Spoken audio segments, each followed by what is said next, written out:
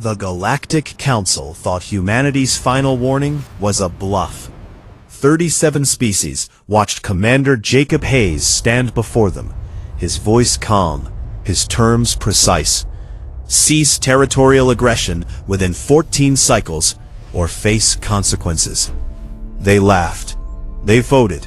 They dismissed Earth as irrelevant. 3 weeks later, an entire armada vanished without firing a shot. No distress calls, no survivors, just silence. The Council demanded answers. Hayes sent one message back. We warned you.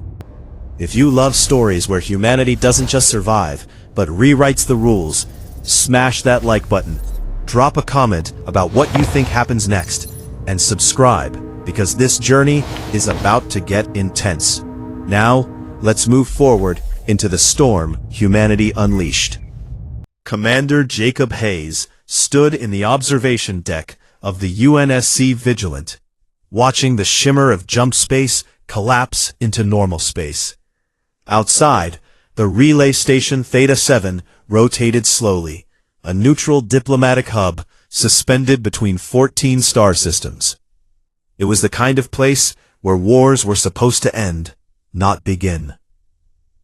Hayes was 42, lean, with silver threading through his dark hair. His uniform was clean, but worn at the cuffs. He'd spent 2 decades in fleet intelligence, long enough to know when someone was lying and when someone was scared. Right now, the galaxy was both. Behind him, the door hissed open. Lieutenant Cora Venn stepped inside, datapad in hand. Sir, the Galactic Council's response just came through. Hayes didn't turn. Let me guess, they're calling our warning inflammatory rhetoric. Close. Unwarranted aggression from a developing species. She'd been with Hayes long enough to skip the sugarcoating. Hayes exhaled slowly. For 6 months, the Convergence Pact, a coalition of 37 species led by the Talaran hegemony, had been pushing into human-protected zones. Mining colonies burned, trade routes choked, civilian transports went missing. Humanity had filed protests, submitted evidence, requested mediation. The Council had done nothing. So Earth's diplomatic corps, backed by the United Nations Security Fleet, had issued one final warning. It was broadcast across every relay in the Orion Arm. Clear terms, recorded timestamps, a 14-cycle deadline to withdraw forces and cease hostilities. The Convergence had responded by annexing 2 more systems. How long until the deadline expires? Hayes asked. 19 hours, Venn said. Hayes turned. Venn was young, mid-20s, with sharp eyes and a knack for logistics. She'd been raised on Mars, where resource wars taught you to count bullets before bravado. Prep the fleet, Hayes said quietly. Silent running, full tactical dispersal. Venn hesitated. Sir, the Council will see that as an escalation. They'll see it when it's too late. Hayes met her gaze. We gave them the law. They chose war. 12 hours later, Hayes sat in a briefing room aboard the Vigilant with his senior staff. The holographic display showed the Convergence's forward battle group. 48 warships, mostly Taloran dreadnoughts and Krev destroyers, holding position near the Hadrian Corridor. It was the galaxy's most vital trade choke point, and the Convergence had planted their flag right in the middle. They're daring us to move, said Commander Elias Cross, Hayes's tactical officer. Cross was older, grizzled, with a scar running down his jaw from a boarding action in the Kepler uprising. Hayes studied the display. They think we'll fold. Show of force, political pressure, and we'll negotiate from weakness. Will we? Asked Dr. Eunice Saros, the fleet's xenobiologist and intelligence liaison. Saros wasn't military. She was civilian contract, but Hayes trusted her read on alien psychology. No. Hayes zoomed in on the Convergence flagship, a Talaran Leviathan-class vessel called Eternal Judgment. We're going to do exactly what we said we'd do. Cross leaned forward. Hit them? Dismantle them. Hayes tapped a series of coordinates. The convergence operates on pride and protocol. They believe superior numbers equal inevitable victory. We're going to teach them a different lesson. Then pulled up a secondary screen. Intel confirms they've brought non-combatants into the corridor. Talaran military doctrine uses civilian vessels as shields. Hayes's jaw tightened. The Talaran were a proud species, insectoid in appearance, with rigid caste hierarchies. Their warriors believed dying in battle was the highest honor. Using civilians as cover was just efficient resource allocation to them. Then we extract the civilians first, Hayes said. No collateral. That'll expose our approach vector, Cross warned. I know. Hayes stood. Prep the Wraith squadrons. I want extraction teams ready in 30 minutes. And get me a direct line to the Convergence command ship. Cross raised an eyebrow. You're giving them another warning? I'm giving them a choice. 19 minutes before the deadline, Hayes broadcast from the bridge of the Vigilant. The message went out on every frequency, unencrypted, impossible to ignore. He stood alone, no podium, no theatrics, just a man in a uniform, speaking plainly. This is Commander Jacob Hayes of the United Nations Security Fleet. 14 cycles ago, humanity issued a formal warning to the Convergence Pact. You were given clear terms. Withdraw from human-protected space, cease hostile actions, and open negotiations under neutral arbitration. You ignored that warning.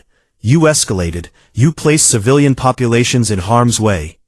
I am now issuing a final directive. You have 1 hour to evacuate all non-military personnel from the Hadrian Corridor. Civilian transports will be granted safe passage under human escort. Military vessels have 2 choices: stand down and withdraw, or remain and face the consequences.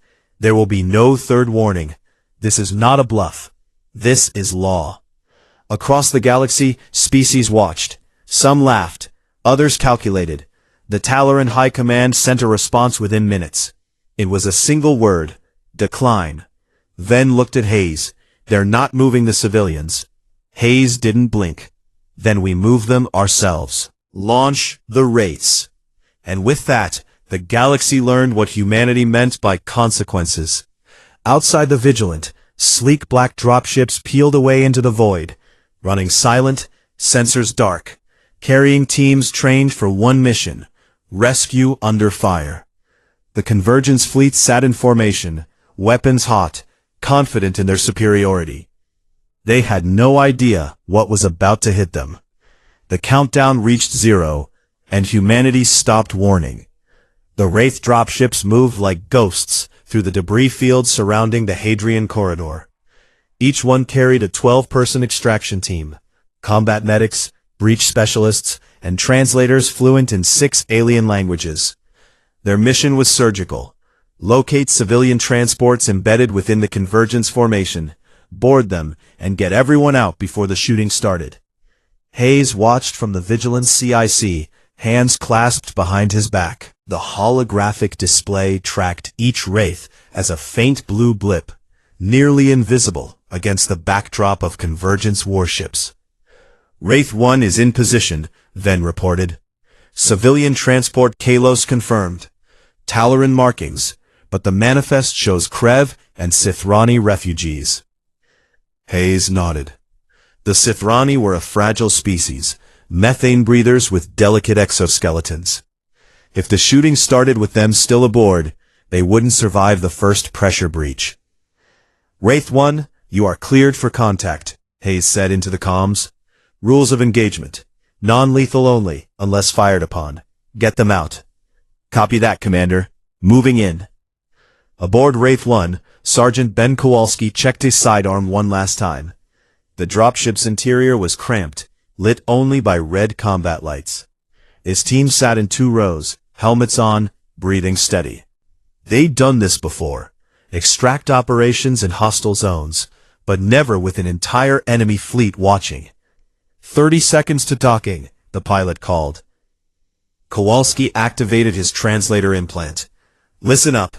We're here for the civilians. Talaran crew might resist, but we're not here to fight them. Subdue if necessary, extract everyone, and get back to the barn, clean and fast. His team nodded. The dropship latched on to the Kalos's outer airlock with a dull clang. Kowalski's breaching specialist, Corporal Rachel Kim, placed a magnetic cutter on the seal. Sparks flew. The hatch peeled open.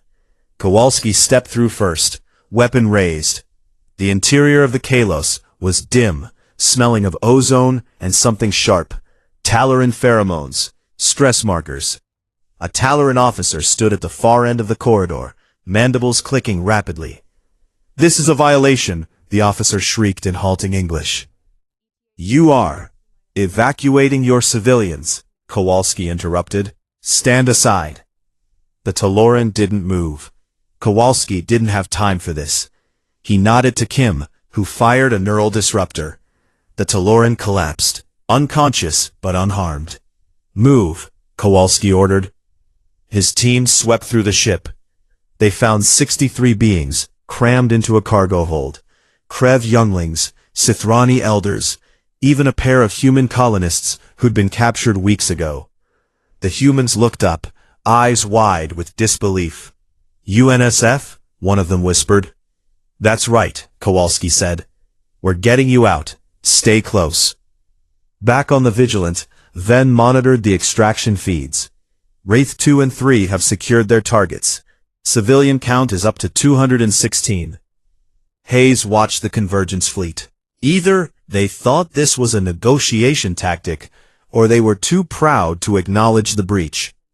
Then the comms crackled. "UNSF Vigilant, this is eternal judgment. You are in violation of—" Hayes cut the channel. "Then, time until all civilians are clear? 14 minutes. Convergence response? 3 destroyers are breaking formation. Looks like they're moving to intercept the Wraiths." Hayes's expression didn't change. "Cross, activate the Shrikes." Cross grinned. "About time." The Shrikes were humanity's answer to numerical inferiority. AI-assisted drone fighters, fast, expendable, and relentless. 50 of them launched from the Vigilant, streaking toward the Convergence destroyers in tight formation. The destroyers opened fire. Plasma bolts lit up the void. The Shrikes scattered, weaving through the barrage with inhuman precision. 2 were hit, spinning into debris. The rest closed the gap. And then they didn't fire. Instead, they deployed electronic warfare packages. The Convergence destroyers' targeting systems went haywire. Sensor feeds crashed. Fire control locked up. The destroyers went blind, drifting in space, helpless. "Wraiths are clear," Ven reported. "All civilians accounted for." Hayes allowed himself a breath. "Helm, take us to jump position. Broadcast the following message to all Convergence forces. You have 10 minutes to withdraw. After that, we will consider you hostile combatants. This is your last chance." The Eternal Judgment responded immediately. Not with words, with weapons. A massive energy spike lit up the display. The Talaran flagship was charging its primary cannon, a spinal-mounted graviton lance capable of cracking a moon. Ven's voice was tight. "Sir, they're targeting us." Cross. "Do we have firing solutions on their command deck?" "Locked and ready." Hayes looked at the countdown. 8 minutes until withdrawal deadline. The Convergence had made their choice. "Fire," Hayes said quietly. The Vigilance railgun batteries spoke. Tungsten slugs, accelerated to a fraction of light speed, crossed the void in seconds. They struck the Eternal Judgment's forward shields, collapsing them in a cascade of energy. The second volley punched through the armor plating, gutting the graviton lance's charging chamber. The Talaran flagship went dark. Across the Convergence fleet, alarms screamed. They had just watched humanity disable their most powerful ship without destroying it. Precision, control, and a message. We can kill you whenever we want. We're choosing not to, yet. Hayes opened a channel. "Convergence forces, this is your final warning. Withdraw now, or we will finish what you started." For a long moment, nothing happened. Then one by one, the Convergence ships began to turn. Engines flared, jump drive spun up. They were retreating. Then exhaled. "Sir, we did it." Hayes didn't look away from the display. Because 3 ships weren't retreating, they were accelerating. Straight toward human space, toward the colony of New Anchorage, population 42,000. "Cross," Hayes said, voice hard. "Pursuit course, now." But before the Vigilant could move, a new contact appeared on the display. A massive vessel, sleek and dark, dropping out of jump space directly between the fleeing Convergence ships and New Anchorage. Then frowned. "Sir, that signature, it's not ours. It's not Convergence either." Hayes stared at the unknown ship. Its hull was covered in symbols he didn't recognize. And then, it broadcast a message, in flawless English. "Commander Hayes, we've been watching, and we have questions." The screen went dark. The unknown vessel hung in the void like a shard of polished obsidian, twice the length of the Vigilant, and bristling with sensor arrays Hayes had never seen before. Its hull absorbed light rather than reflecting it, making it appear as a hole in space itself. "Identification?" Hayes asked. Ven's fingers flew across her console. "Nothing in our database. The hull composition, Commander, it's not matching any known alloy, and the power signature is off the charts." Cross leaned forward. "Could be a Convergence prototype." "No." Dr. Saros stepped closer to the display, her eyes narrowed. "The design language is wrong. Too elegant, too efficient. This isn't military posturing. It's engineering confidence." The comms crackled again. The voice was female, precise, with an unusual cadence that suggested translation software working in real time. "Commander Jacob Hayes, I am Arbitrator Kellis Vor of the Remnant Accord. We have observed your species for 11 standard months. Your warning to the Convergence Pact was unexpected. We wish to speak." Hayes exchanged glances with Cross. The Remnant Accord wasn't in any human database, which meant either they were very good at hiding or they'd been watching from outside known space. "You have questions," Hayes said carefully. "Ask them. Not over open channels. Grant us permission to dock. I will come aboard your vessel, alone, unarmed." Cross shook his head. "It's a trap." "Maybe," Hayes said, "but they could have destroyed those 3 fleeing ships and didn't. They're making a gesture." He activated the comms. "Arbitrator Vor, you may dock at Base 7. You have safe passage under human law. Any aggression will be met with immediate response." "Understood, Commander. I appreciate the clarity." The black ship glided toward the Vigilant with eerie precision. No thrust burns, no maneuvering jets. Just smooth, impossible motion. Ven muttered, "They're using gravitic propulsion. That shouldn't be possible without tearing the ship apart." Hayes didn't respond. He was already walking toward the hangar bay. Arbitrator Kellis Vor stepped off her shuttle, and Hayes immediately understood why first contact protocols stress the importance of body language training. She was humanoid, but only in the broadest sense. 7 feet tall, with elongated limbs and a skeletal structure that seemed almost too delicate to support her frame. Her skin was a deep blue-gray, covered in fine bioluminescent patterns that pulsed slowly, like a heartbeat made visible. Her eyes were large, opalescent, with no visible pupils, just shifting colors that seemed to read the room in ways Hayes couldn't quite define. She wore no armor, just a form-fitting suit of dark fabric that shimmered with embedded tech. And she was, as promised, unarmed. "Commander Hayes." Her voice came from a small device at her throat, translating her native language into English. "Thank you for the hospitality." Hayes nodded. "You said you've been watching us. Why?" Vor tilted her head, the bioluminescent patterns on her neck flickering faster. Hayes realized it was her equivalent of a smile. "Because 11 months ago, your species did something the galaxy has not seen in 3,000 years. You warned your enemies before destroying them. You set terms. You gave them time. You prioritized law over expedience. She paused. Why? Hayes didn't hesitate. Because that's how civilization works. You don't start with violence, you start with rules. But the convergence broke your rules. And now they're retreating.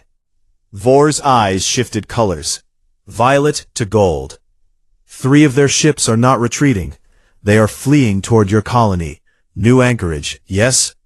42,000 humans, mostly children and elderly. The ships carry kinetic bombardment arrays.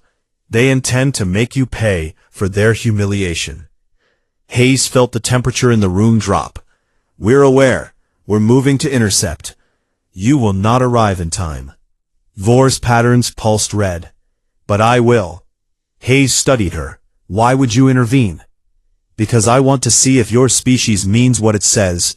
You warned the convergence. You extracted their civilians. You disabled their flagship without killing the crew. These are not the actions of conquerors. These are the actions of... She paused, searching for the word.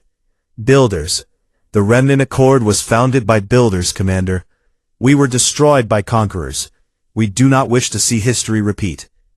Hayes felt the weight of her words. You're offering to help? I am offering to test you. If your ship were in position, would you destroy those 3 vessels to save your colony? If I had no other choice, yes. And if you had another choice? Hayes met her gaze. Then, I'd take it. Vor's patterns flared bright green. Good. Then let me give you that choice. She tapped a control on her wrist. Her shuttle's bay doors opened, revealing a sleek, dart-shaped craft that looked like it had been carved from a single piece of metal. This is an interdictor platform.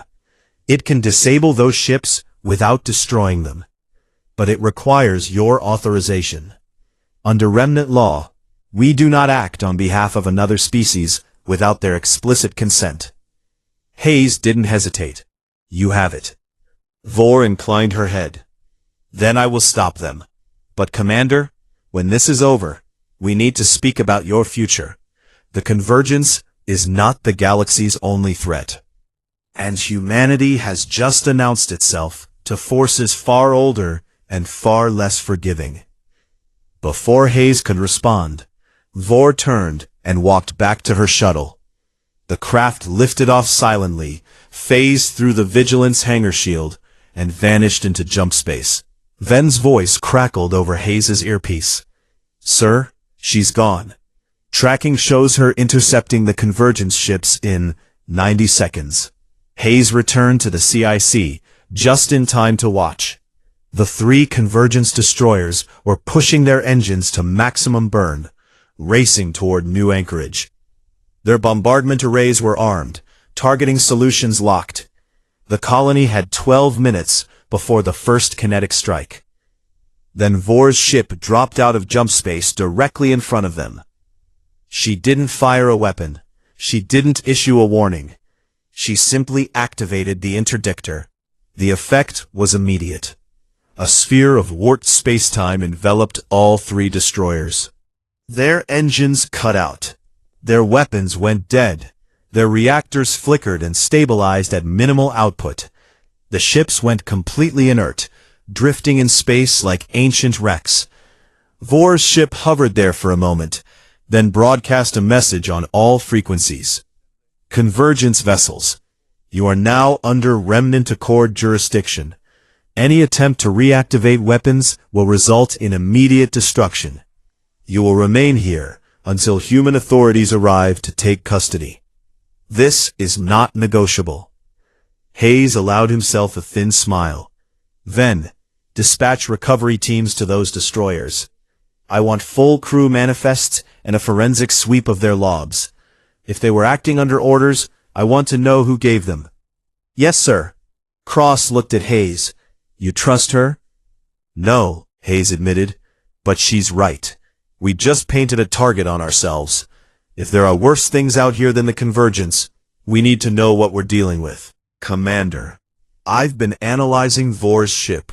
The tech level it's beyond anything we've encountered. If the Remnant Accord is willing to share information, We'd be fools not to listen. Hayes nodded slowly. Agreed, but we do it on our terms. No alliances until we know who they are. Then interrupted. Sir, incoming transmission from Earth. High Command wants a full debrief. They're calling this a diplomatic incident. Hayes almost laughed. Tell them it's not an incident. It's a precedent. And the galaxy just learned we keep our promises. He turned back to the display, watching the disabled convergence ships drift in the void. Humanity had fired its first real shots in a galactic war, and somehow they'd done it without becoming monsters. But Hayes knew this was just the beginning, because somewhere out there, someone was watching, someone powerful, and they'd just seen humanity do the impossible, win a battle, and keep their principles intact. The question was whether that made humanity an ally worth protecting, or a threat worth eliminating. 48 hours after the Hadrian Corridor incident, Commander Jacob Hayes stood in the briefing room of the UNSF Vigilant, staring at a holographic map of the Orion Arm that now looked fundamentally different. Red markers indicated convergence forces in full retreat. Blue markers showed human patrols expanding into previously contested zones. And scattered throughout, in unsettling gold, were 17 new contacts, remnant Accord observation platforms, silent and watchful. They're everywhere, Cross muttered, arms crossed. Every strategic choke point, every major colony route. They're not just watching, they're positioning. In the 2 days since Arbitrator Vor had disabled the bombardment ships, her people had revealed themselves across a dozen systems. Not aggressively, but deliberately. A message. We've always been here. You just didn't know it. Dr. Saros tapped the display, highlighting one of the gold markers near the new anchorage system. Their tech advantage is staggering. Our best estimates put them 50 to 70 years ahead of human engineering. Maybe more. Then why haven't they made a move? Ven asked. Because they're testing us, Hayes said quietly. Vor said it herself. They want to see if we're builders or conquerors. The door hissed open. Lieutenant Marcus Page, the Vigilance Intelligence Officer, entered with a grim expression. Commander, you need to see this. We finished the forensic sweep of the captured convergence destroyers. It was a communication log, encrypted but now cracked by human cyber warfare teams. Hayes read the first few lines and felt his blood go cold. The bombardment order for New Anchorage hadn't come from the Convergence Military Command. It had come from the Galactic Council itself, specifically from 3 counselors representing the Talaran hegemony, the Krev Dominion, and the Sithrani Consensus. They authorized a civilian massacre, Ven whispered. Not just authorized, Page corrected, demanded. The order explicitly states that humanity needs to be reminded of their place. They wanted casualties, high profile, to send a message. Cross's jaw tightened. We saved their civilians, and they tried to murder ours. Hayes didn't respond immediately. He was reading deeper into the file. There were contingency plans, backup strikes, even a proposal to use biological weapons against human agricultural worlds. Saros spoke up. Commander, if we release this, it'll destroy the Council's legitimacy. Half the galaxy will fracture. Good, Cross said flatly.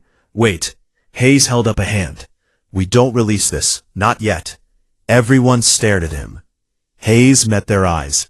Because the Council is already dying. The Convergence retreat proved that. They're losing control. If we expose this now, we create chaos. Systems will split, alliances will collapse, and we'll have 100 small wars instead of one big one. So, what do we do? Ven asked. Hayes turned to the display. We make them face us, publicly, on the record, and we force them to choose, reform or be replaced. You want to go back to the Council? Cross looked incredulous. No, I want to bring the Council to us, here, on human terms. Hayes tapped a coordinate. We're calling a summit.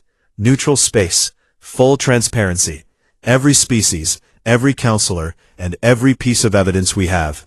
We're going to put the galaxy's leadership on trial. Saros blinked. Commander, that's insane. Maybe, but it's also lawful. And law is the only thing that separates us from them. Hayes turned to Page. Draft a formal summons. Make it airtight. Use every treaty provision, every diplomatic protocol. Make it impossible for them to refuse without admitting guilt. Page nodded slowly. Yes, sir. But Commander, they'll come armed. They'll bring their fleets. This could turn into an ambush. Let them. Hayes's voice was cold. We'll be ready. 6 days later, the summit site was ready. Humanity had chosen well, the Threshold Station, an ancient neutral waypoint in unclaimed space, built millennia ago by a long-dead civilization. It was massive, half-ruined, but still functional. Its reactors hummed with residual power, and its docking bays could hold 100 ships. Hayes stood in the central chamber, a cathedral-sized hall with vaulted ceilings and walls inscribed with alien languages no one could read anymore.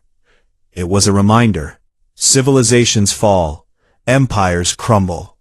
Only principles endure. The first ships began arriving.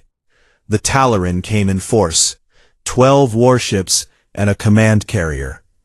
Their delegation was led by Counselor Zarat, a towering insectoid with emerald carapace armor and mandibles that clicked with barely concealed rage. The Krev sent 6 vessels, sleek and predatory. Their representative, Counselor Mevris, was a quadrupedal being with translucent skin and too many eyes. Even the Sithrani, fragile and methane-dependent, sent a delegation in sealed environmental suits. And then, unexpectedly, the Remnant Accord arrived. Arbitrator Vor's black ship, escorted by 2 smaller craft, took position at the edge of the gathering. Hayes watched from the Vigilance command deck as the delegations filed into Threshold Station. Ven stood beside him. They brought enough firepower to level a planet. I know. We're outnumbered 8-1. I know. So what's the plan? Hayes didn't look away from the display. We tell the truth, and we make them own it. The summit began 3 hours later. Hayes entered the central chamber alone, flanked only by 2 honor guards. The counselors sat in a semicircle, elevated on platforms that reinforced their authority. Zarat loomed at the center, mandibles clicking in rhythmic hostility. Vor stood off to the side, her bioluminescent patterns pulsing in steady blue. Observing, judging. Zarat spoke first, his voice amplified by translation arrays. Human, you have summoned this council to neutral ground. You have made accusations. Speak your grievance, and we will consider whether your species deserves a response. Hayes didn't rise to the bait. He simply activated a holographic projector. The chamber filled with images, communication logs, bombardment orders, targeting data for new anchorage. All of it authenticated, time-stamped, and cross-referenced with Convergence naval records. This, Hayes said calmly, is proof that 3 members of this council authorized the extermination of 42,000 human civilians. Not as a military action, as a message, to remind us of our place. The chamber went silent. Zarat's mandibles froze mid-click. Counselor Mevris leaned forward, eyes narrowing. This is fabricated. It's not. Hayes pulled up the encryption keys. Your own security protocols authenticated it. We have the original transmissions. We have the ship logs. We have the crew testimonies. He turned to the rest of the council. And now you have a choice. Condemn this action and reform your institution, or stand with those who ordered it and face the consequences. One of the smaller counselors, a winged being from the Lyris Accord, spoke hesitantly. Commander Hayes, what are you asking for? Hayes met her gaze. Justice, accountability, and a new agreement. One that doesn't allow genocide as a political tool. Zarat rose from his platform, his carapace gleaming under the chamber's harsh lights. You dare threaten this council? You, a species barely 50 years into the stars? Hayes didn't flinch. I'm not threatening you, counselor. I'm warning you. Humanity will not be silent. We will not be bullied, and we will not allow mass murder to go unanswered. If this council cannot hold itself accountable, then it has no authority over us, or anyone else. Zarat's mandibles clicked furiously. This is rebellion. No, Vor's voice cut through the chamber like a blade. She stepped forward, her patterns flaring bright white. This is law, the kind your council has ignored for centuries. Commander Hayes is offering you a chance to survive your own corruption. I suggest you take it. The Remnant Accord has no voice here. Perhaps not. Vor's patterns shifted to cold red. But we have memory, and we remember what happened the last time a council chose pride over principle. Shall I show them, Commander? Hayes nodded. Vor activated her own projector, the chamber filled with images of a dead world. Cities reduced to glass, oceans boiled away, a civilization erased. This, Vor said softly, was the Praxis hegemony. 3,000 years ago they controlled 40 systems. They believed themselves untouchable. They authorized genocide against a species they considered inferior. That species fought back, and when the hegemony refused to surrender, they were annihilated. Not by cruelty, by necessity. She turned to Zarat. Do you want humanity to become that species, counselor? Because they're showing you mercy now. But mercy has limits. The chamber erupted. Counselors shouted. Accusations flew. Delegations threatened to walk out. And then a new voice cut through the chaos. Enough. It was Counselor Lyris, the winged being. She rose, her feathers shimmering with stress colors. Counselor Zarat, Counselor Mevris, Counselor Therax. If what Commander Hayes says is true, and I believe it is, then you have violated every treaty this council was founded on. You must resign. Immediately. Zarat hissed. I will not. You will. Lyris's voice was steel. Or I will call for a vote of expulsion, and I will win, because half this council is terrified of what happens if humanity decides law doesn't work. Hayes watched the moment unfold. This was the fulcrum, the point where the galaxy decided who it wanted to be. Zarat stared at Lyris, then at Hayes, then at the silent watching form of Arbitrator Vor. Slowly, with venomous reluctance, Zarat lowered himself back onto his platform. Consider your terms. Hayes didn't smile. You have 24 hours. After that, humanity will act unilaterally, and we won't stop at 3 counselors. The summit adjourned in tense silence. Hayes returned to the Vigilant, exhausted but steady, then met him at the airlock. Sir, we've got a problem. Long-range sensors detected a fleet jumping in system. It's not convergence. Hayes frowned. Then who? Then pulled up the scan. Hayes's blood went cold. The fleet was marked with symbols he recognized from Dr. Saras's xenohistory files. Ancient, ruthless, and thought to be extinct. The Vorashk Remnant, a warlord faction that hadn't been seen in 200 years. And they were broadcasting one message on repeat. Humanity, you have violated the old laws. Prepare to be judged. The screen went dark. The Vorashk Remnant dropped out of jump space like a plague of locusts. 27 warships, each one a grotesque hybrid of ancient design and scavenged tech, surrounded Threshold Station in a loose, predatory formation. Their hulls were pitted and scorched, covered in trophies, pieces of destroyed ships, welded hull plates from a dozen species. Even what looked like the skeletal remains of alien crew members, mounted like warnings. Commander Jacob Hayes stood in the CIC of the Vigilant, staring at the display. The Vorashk were a nightmare pulled from history.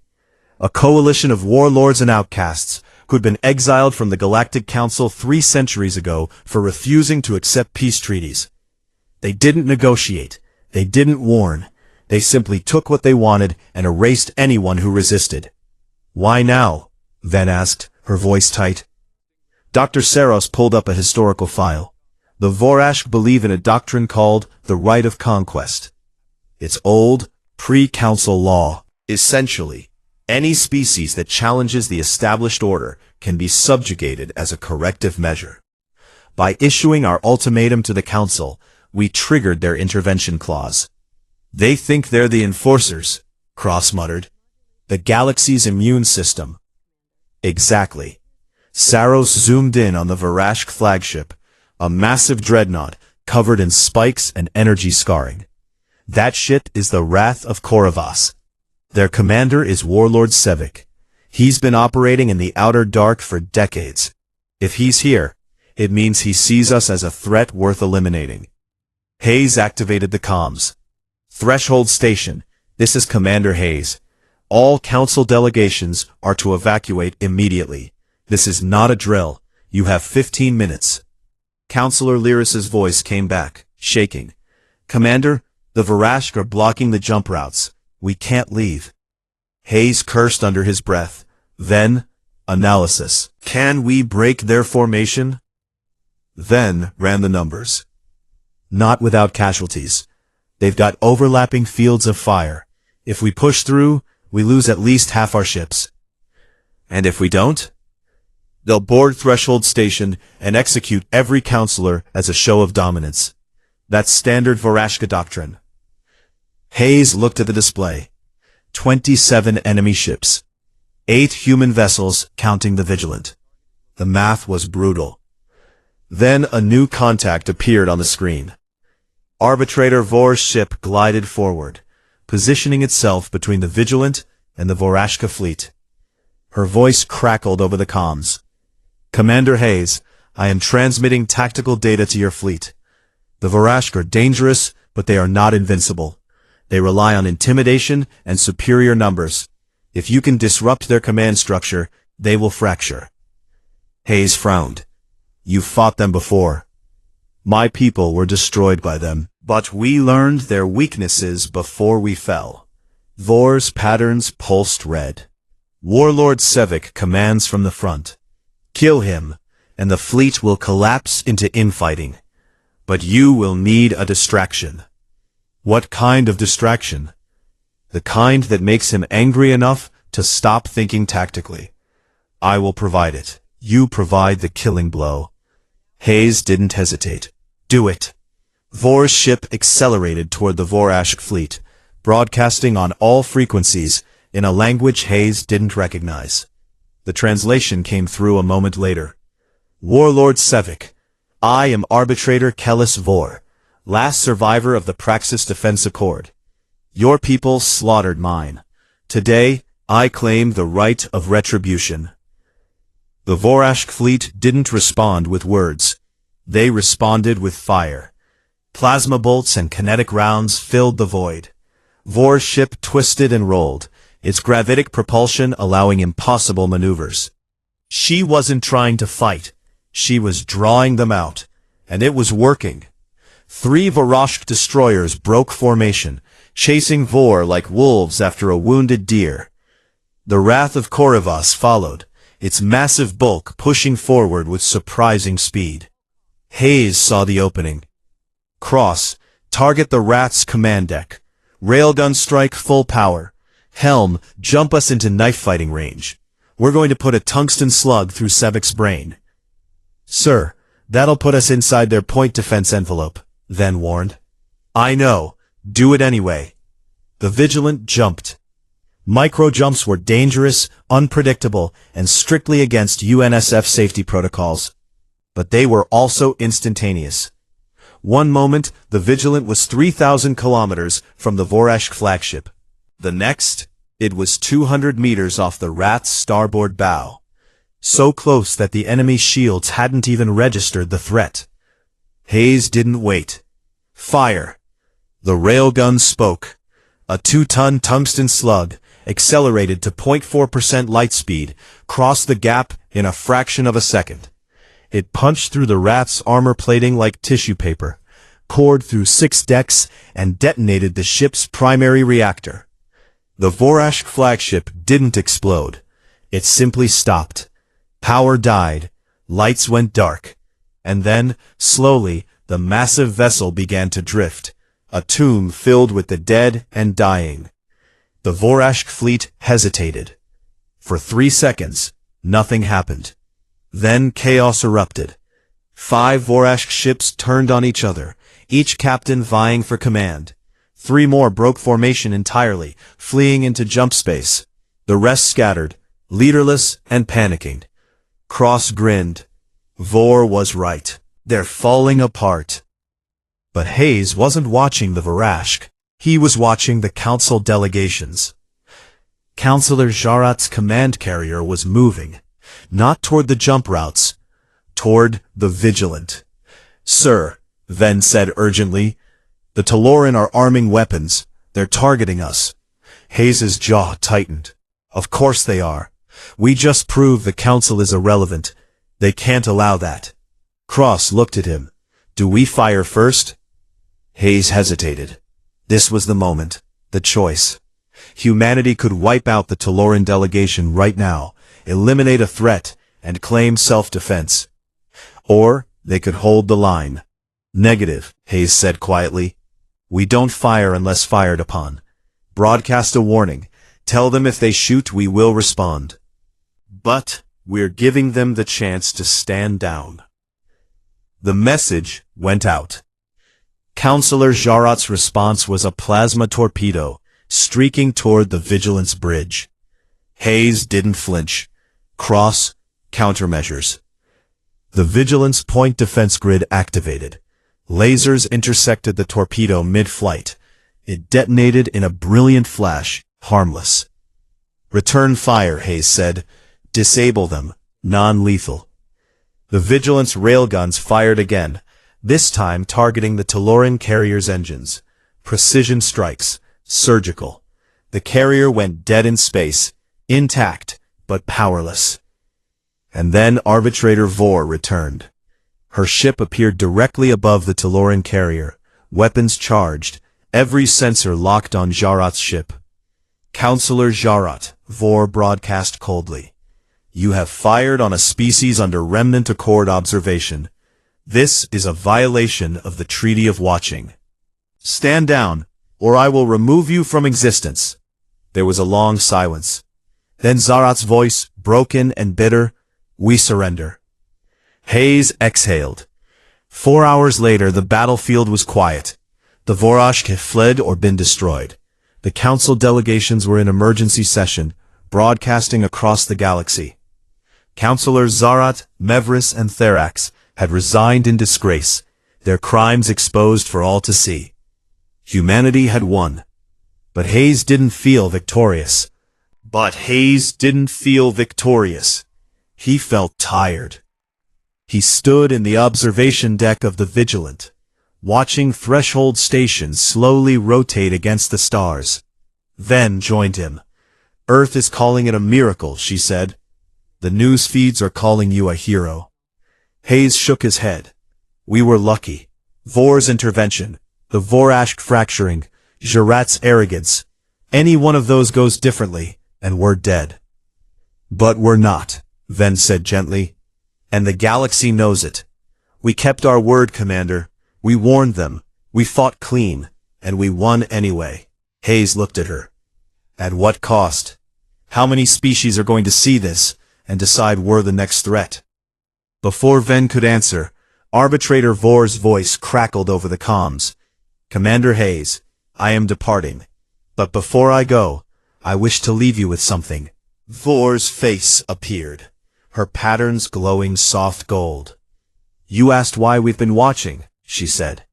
"The truth is, the Remnant Accord was founded by survivors of the Convergence Wars 3,000 years ago. We lost our homeworld, our fleets, our children, and in our grief, we swore that no species should suffer as we did. So we watch.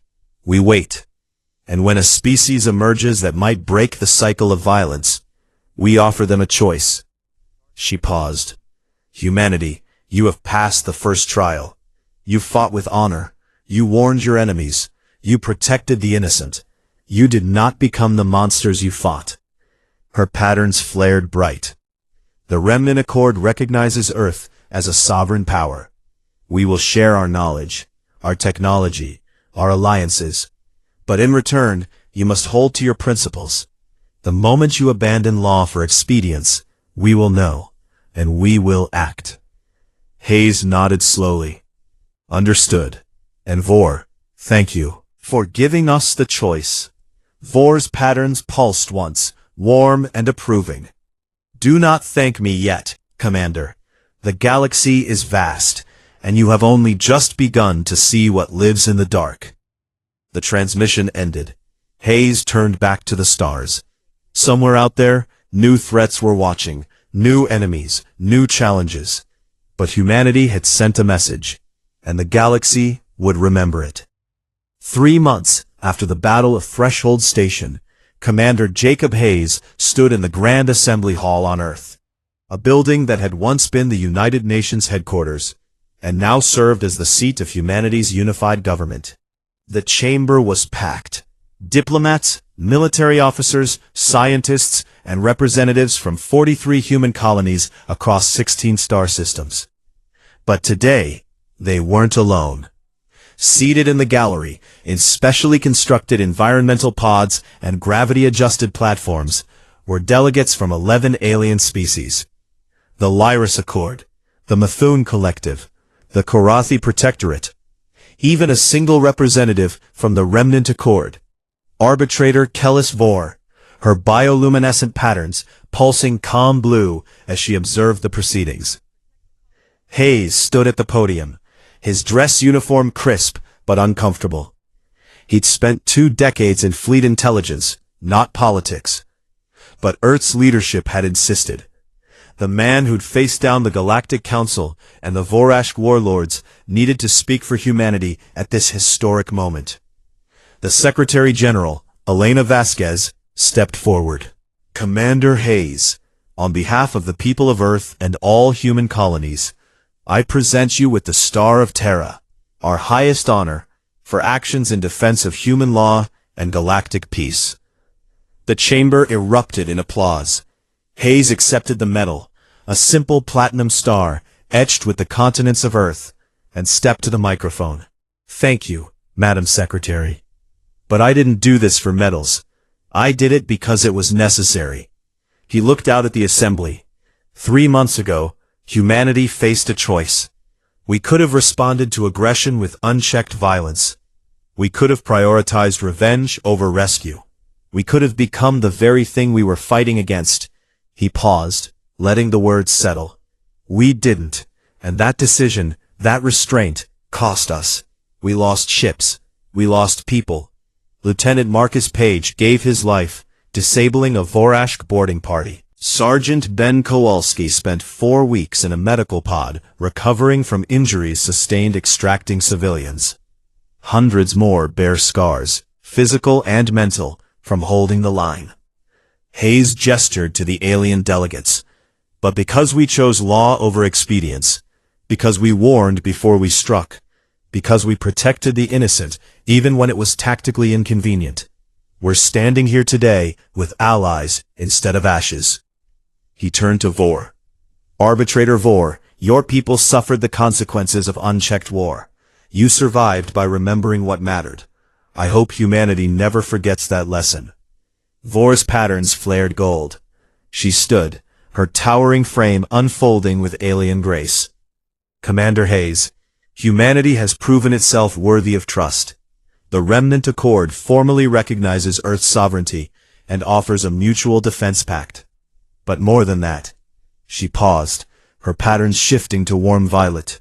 Not as superiors to inferiors, but as equals who share a vision. A galaxy governed by law, not conquest. The chamber went silent. Then the applause began again, louder this time, mixed with the chittering harmonic vocalizations and bioluminescent flashes of approval from the alien delegates. After the ceremony, Hayes found himself on the observation deck of the new orbital station, Threshold Hope, named in honor of the summit that had changed everything. The station floated in high Earth orbit, a joint human remnant construction project that served as both a defensive platform and a diplomatic hub. Ven joined him, carrying 2 cups of coffee. She handed one to Hayes. "Still feels surreal," she said, looking out at the construction drones assembling the station's outer ring. Hayes sipped the coffee. It was terrible, but it was real, and that mattered. What does? 6 months ago, we were just another species getting pushed around. Now, we're hosting a galactic summit. Hayes shrugged. We didn't change. The galaxy just finally noticed we meant what we said. Do you think it'll last? The peace? Hayes didn't answer immediately. He watched Earth rotate below, blue and green and fragile. No, there are too many variables, too many species with too many grudges. Sooner or later, someone's going to test us again. And when they do, we'll do what we did at Threshold. We'll warn them. We'll give them a choice. And if they choose war, Hayes's voice hardened. We'll finish it, but we'll finish it clean. Then nodded. The remnant tech transfers are already changing everything. Gravitic propulsion, energy shielding, FTL comms. Within 5 years, the fleet will be unrecognizable. Good, because we're not just defending Earth anymore. We're defending a principle. And principles need enforcement. A chime sounded. Dr. Saras's voice came over the comms. Commander, you'll want to see this. We just received a long-range transmission from the Galactic Core. It's from a species we've never encountered. Hayes and Ven exchanged glances and headed to the command deck. The transmission was audio only, heavily distorted by interference from the core's radiation storms. But the message was clear. A synthesized voice, calm and unsettlingly precise. Species designation, humanity. We are the architects. We have observed your recent actions, your adherence to law, your restraint in conflict, your willingness to sacrifice tactical advantage for ethical consistency. These qualities are rare. We wish to speak. A delegation will arrive at your orbital station in 47 standard days. Prepare a response to the following question. Why should your species be permitted to continue expanding into the galaxy? The transmission ended. Silence filled the command deck. Saros spoke first. The architects are a myth, a legend species supposedly responsible for seeding intelligent life across the galaxy.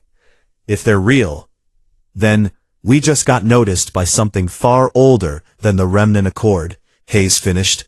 He looked at the timer counting down. 47 days. Then frowned. They're asking us to justify our existence. No. Hayes shook his head.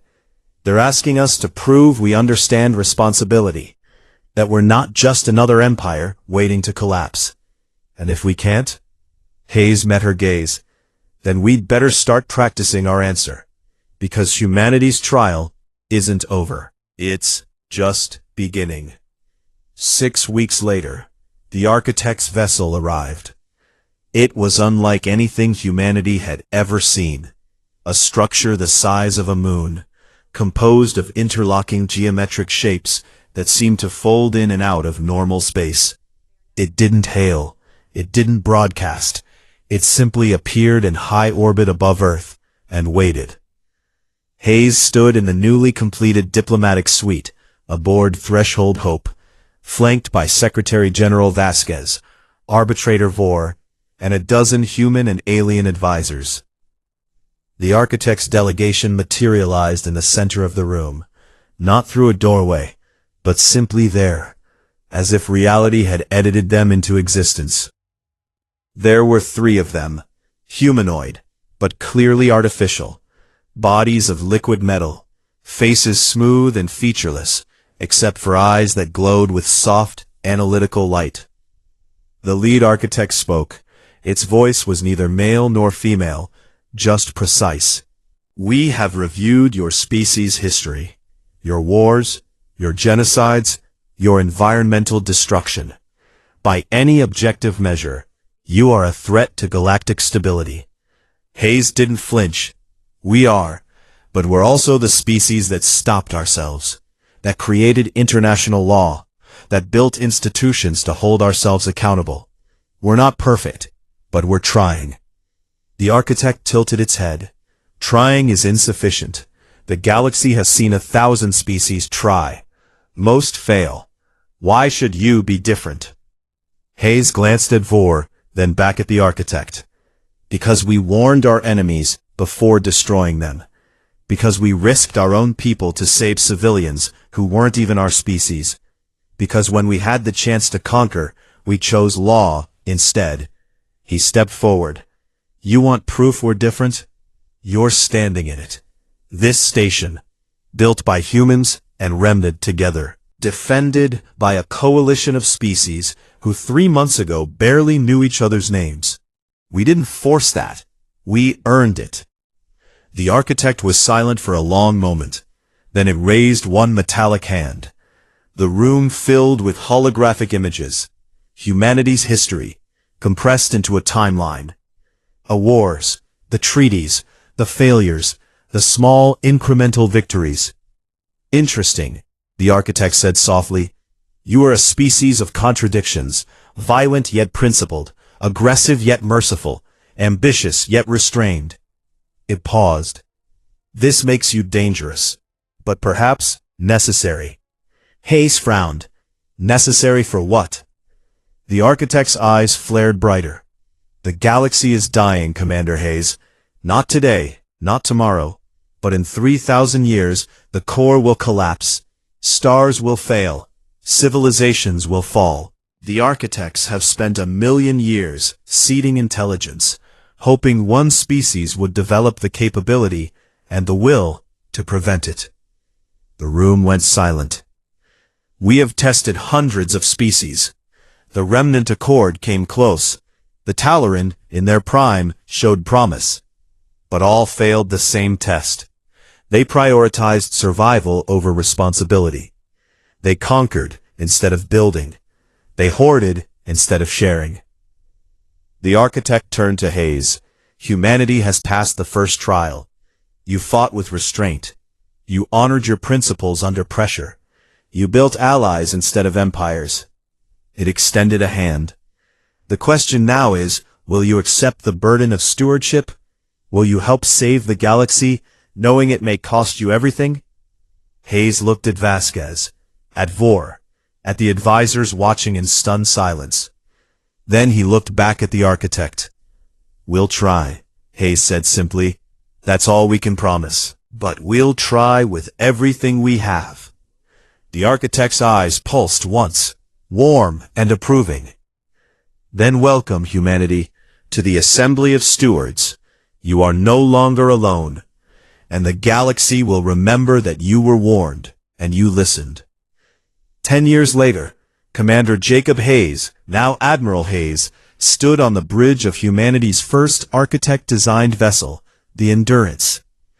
Around him, a joint human remnant Lyris crew worked in practiced harmony, preparing for a deep-core reconnaissance mission. Then, now a captain herself, approached with a datapad. Admiral, we're ready for jump. Destination, the Shroud Nebula. If the architects are right, that's where the core instability begins. Hayes nodded. Take us in, Captain. As the Endurance prepared to jump, Hayes looked at the forward display. Somewhere out there, in the dark between stars, the galaxy's future waited. Humanity hadn't conquered the stars, but they'd earned the right to defend them. And that, Hayes thought, made all the difference. He turned to the crew. For those watching back home, for those who believe we could be better, this one's for you. Let's go save a galaxy. The Endurance jumped into the unknown, and the story, humanity's story, continued. If you enjoyed this journey with HFY Endurance Tales, drop a comment below, telling us your favorite moment from Commander Hayes' trial. Share this story with someone who believes humanity's best days are ahead, not behind. And subscribe, because the galaxy is vast, and humanity's trials are far from over. Thanks for watching, and remember, we warned them.